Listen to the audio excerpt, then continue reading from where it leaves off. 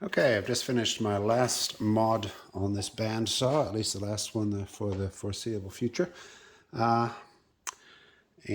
what I did was mount some, what were they, 12 mil, I think, sections there.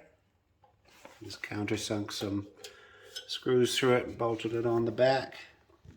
So it's screwed into the legs. And I just put it in on an angle because it doesn't need to be straight. And that works just fine with my tray, which can now go in there.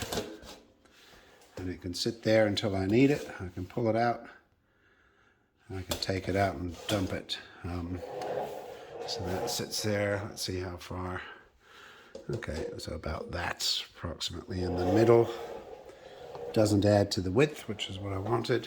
And now I can use the shelf for everything else. There we go. Very happy with that as well. Yeah, very good. All right, bye-bye.